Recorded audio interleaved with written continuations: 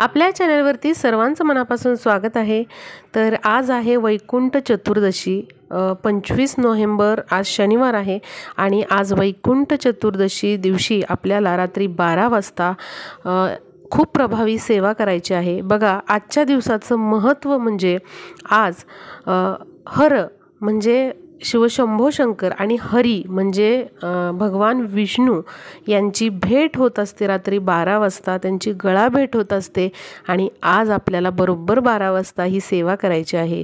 या सेवेमुळे आपल्याला भगवान विष्णूंचा, शिवशंभो शंकरांचा कृपा आशीर्वाद प्राप्त होतो आणि अखंड लक्ष्मी आपल्या घरामध्ये नांदते।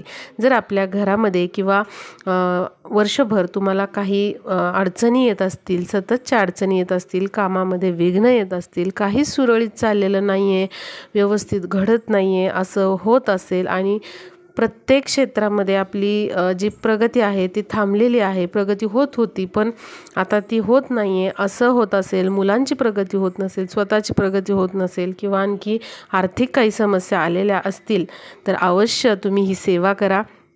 प्रत्येक अडचण आपली दूर होईल आणि हे वर्ष आपल्याला सुख, समृद्धी, शांती, समाधानाचं जाईल, इतकी ही प्रभावी सेवा आहे। त्यामुळे कोणीच आजची ही रात्री 12 वाजताची जी सेवा आहे ती चुकवू नका। लगेचच आपण बघूयात की ही सेवा नेमकी कशी करायची, त्याचबरोबर कोण कोण ही सेवा करू शकतं। ही सेवा स्त्री, पुरुष, अविवाहित महिला, पुरुष, विधवा महिला करू शकतात। बरोबर रात्री 12 वाजता आपल्याला ही सेवा करायची आहे। म्हणजे आज 25 नोव्हेंबर आहे शनिवार आणि आज रात्री 12ला ही आपल्याला सेवा करायची आहे। आता काय करायचं आहे बघा, सेवा करण्याच्या आधी आपल्याला आपल्या घरामध्ये, अंगणामध्ये पणत्या प्रज्वलित करायच्या आहेत। ज्या आपल्या दिवाळीच्या पणत्या आहेत त्या पणत्या ज्या आहेत त्या लावायच्या आहेत। कमीत कमी 2 तरी पणत्या आपल्या उंबरठ्याच्या बाहेर तुम्ही लावा आणि शक्य असेल तर रात्री 12 वाजता आपलं घराचं मुख्य प्रवेशद्वार जे आहे ते चालू ठेवण्याचा प्रयत्न करा। जर तुम्हाला भीती वाटत असेल किंवा मग सिक्युरिटी पर्पजसाठी तुम्ही बंद ठेवू शकता दार, पण 2 पणत्या मात्र उंबरठ्याच्या बाहेर तुम्ही प्रज्वलित करा। शक्य असेल तेवढ्या पणत्या तुम्ही आज प्रज्वलित करू शकता, पण कमीत कमी 2 तरी पणत्या आपल्याला आपल्या अंगणामध्ये, आपल्या घराच्या बाहेर लावायच्या आहेत। संध्याकाळी देखील तुम्ही लावायच्या आहेत अशा पणत्या आणि रात्री 12 वाजता म्हणजे सेवेला बसण्याआधी देखील पणत्या आपल्या घराच्या बाहेर या लावलेल्या पाहिजेत। आता बघा, देवघरामध्ये सेवा करण्याच्या आधी आपल्याला तुपाचा किंवा तेलाचा दिवा प्रज्वलित करायचा आहे, जेणेकरून सेवा करेपर्यंत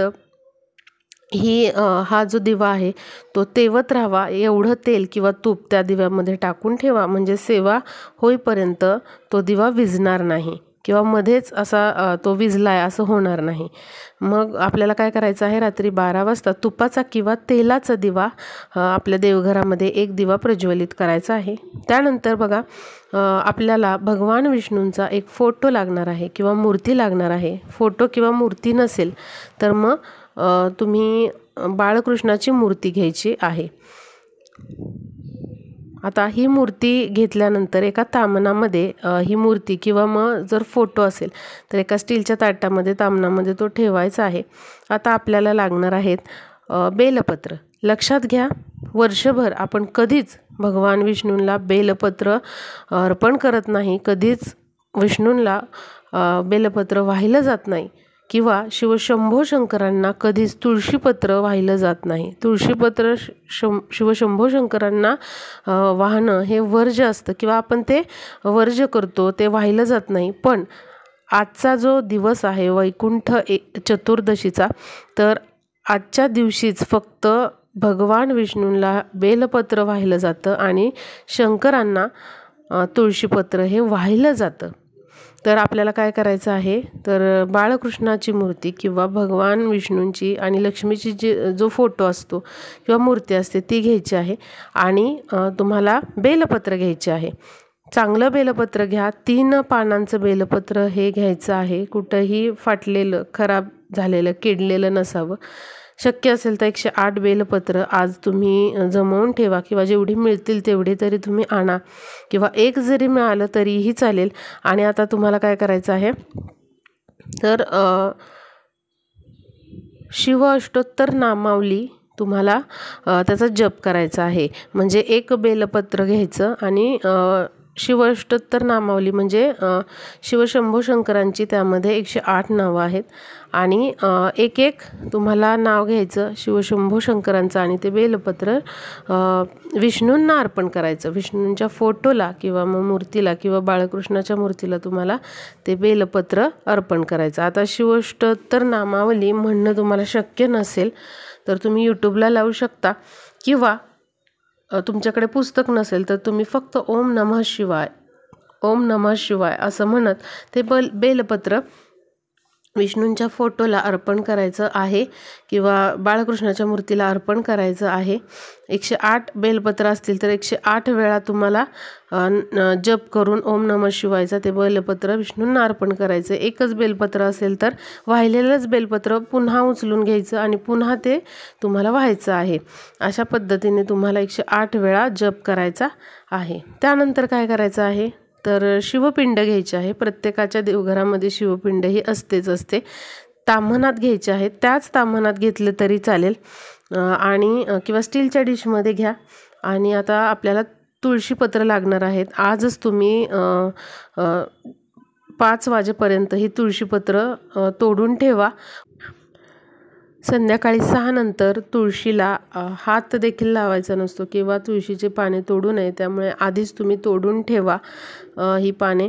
आणि तुम्हाला काय करायचं आहे शिवपिंड घेऊन एक एक तुळशीपत्र घ्यायचं आहे आणि तुम्हाला विष्णू सहस्त्र नामावलीचं पठण करायचं आहे। विष्णूंचं प्रत्येक नाव घेताना तुम्हाला ते तुळशीपत्र अर्पण करायचं आहे। 1000 नावं आहेत भगवान विष्णूंची, त्यामुळे तुम्ही काय करायचं आहे समजा तुमच्याकडे 108 तुळशीपत्र आहेत किंवा मग 11 तुळशीपत्र आहेत तर प्रत्येक पानाला तुम्ही विष्णूंचं नाव घ्यायचं आणि ते शिवपिंडीवरती अर्पण करायचं। आणि शेवटचं जे पान आहे ते अर्पण केल्यानंतर समजा 11 पान आहेत तुमच्याकडे आणि 11व्या पानाला काय करायचं पुन्हा तेच पान उचलायचं आणि पुन्हा तुम्हाला विष्णूंचं नाव घेऊन ते पान अर्पण करायचं आहे शिवपिंडीला। आता विष्णू सहस्त्र नामावली तुम्हाला येत नसेल तर तुम्ही यूट्यूबला लावू शकता। फक्त तुम्ही काय करायचं आहे ते प्रत्येक नाव झाल्यानंतर तुम्हाला ते तुळशीपत्र शिवपिंडीला अर्पण करायचे। किंवा मग तुम्हाला या दोन्हीपैकी काही जमणार नसेल किंवा शक्य नसेल तर प्रत्येक तुळशीपत्र घ्यायचं आणि ते वाहताना ओम नमो भगवते वासुदेवाय नमः असं म्हणून तुम्हाला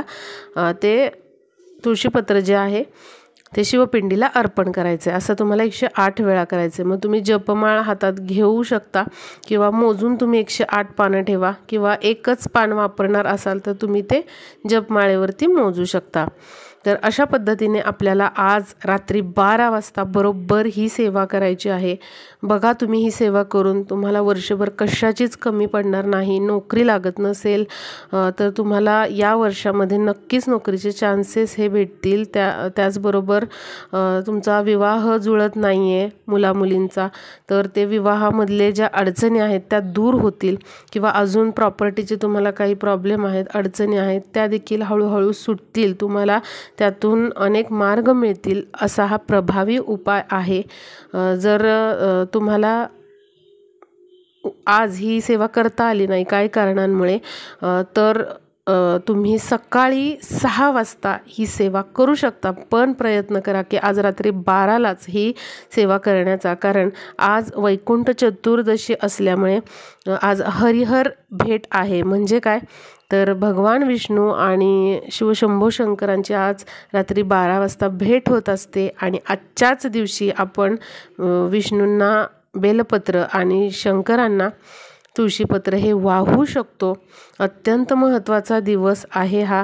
जर महिलांना पिरियड्स असतील तर पिरियड्समध्ये ही सेवा करू नका, घरातल्या कोणाकडूनही तुम्ही ही सेवा अवश्य करून घ्या। नक्कीच याचे तुम्हाला खूप जास्त फायदे होतील। तर व्हिडिओ जास्तीत जास्त शेअर करा म्हणजे सर्वांना ही सेवा आज रात्री 12 वाजता करता येईल।